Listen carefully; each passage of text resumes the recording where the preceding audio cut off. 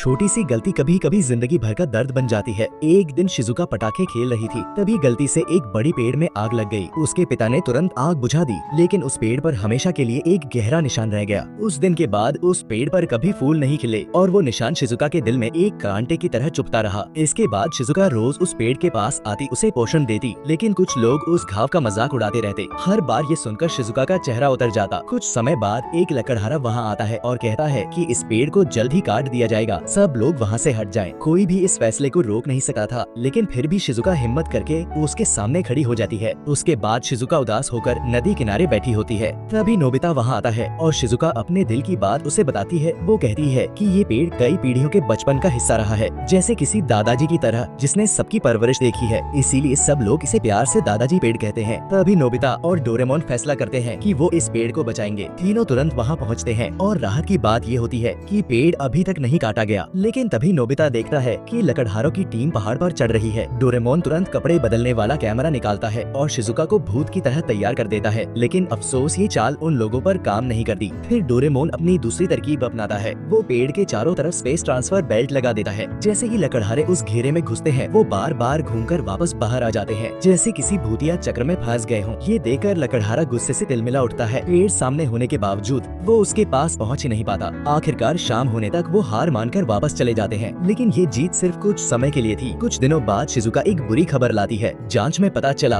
कि दादाजी पेड़ अब बूढ़ा हो चुका है और किसी हादसे से पहले उसे काटना जरूरी है। ये सुनकर शिजुका टूट जाती है। वो पेड़ से लिपटकर रोने लगती है, क्योंकि उसे लगता है कि ये सब उसी की गलती की वजह से हुआ है। वो अपने बचपन की उस घटना के बारे में बताती है और जितना बताती है उतना ही ज्यादा रोने लगती है। नोबिता ये देखकर डोरेमोन से कुछ करने को कहता है। तब डोरेमोन कहता है कि शायद ये जगह इस पेड़ के लिए सही नहीं है। अगर इसे सामने वाले उपजाऊ पहाड़ पर ले जाया जाए तो ये और 100 साल तक जी सकता है। रात के सन्नाटे में तीनों फिर से पेड़ के पास पहुंचते हैं। डोरेमोन एक्टिव वाटर डालता है और देखते ही देखते पेड़ जड़ समेत जमीन से बाहर आ जाता है। अब वो तीनों के साथ चलने लगता है। अगर वो पुल पार कर ले तो सामने ताकाई पहाड़ पहुंच सकते हैं, लेकिन सूरज निकलने से पहले वहां पहुंचना जरूरी था ताकि कोई उन्हें देख ना ले। लेकिन तभी कुछ अजीब होता है। पेड़ रास्ते पर चलने के बजाय इधर उधर घूमने लगता है, जैसे वो जाने से पहले अपने पुराने बच्चों से आखिरी बार मिलना चाहता हो। तीनों उसके पीछे पीछे चलते रहते हैं और आखिरकार पुल तक पहुंच जाते हैं। लेकिन पेड़ पुल पार नहीं करता, बल्कि एक बूढ़े इंसान की तरह वहीं खुशी खुशी उछलने लगता है और फिर वापस अपने पुराने स्थान पर लौट जाता है। ये देखकर सब हैरान रह जाते हैं। डोरेमोन पेड़ की आत्मा को बुलाता है ताकि उसकी असली इच्छा समझ सके। शिजुका उसे मनाती है कि वो नए पहाड़ पर चले, लेकिन पेड़ कहता है वहाँ की जमीन भले ही बेहतर हो, लेकिन इस जगह से जुड़ी यादें उससे कहीं ज्यादा कीमती हैं। वो कहता है मैंने तुम सबको बड़ा होते देखा है, अब मुझे कोई पछतावा नहीं है। और फिर वो समझाता है कि एक दिन हर पेड़ को गिरना ही होता है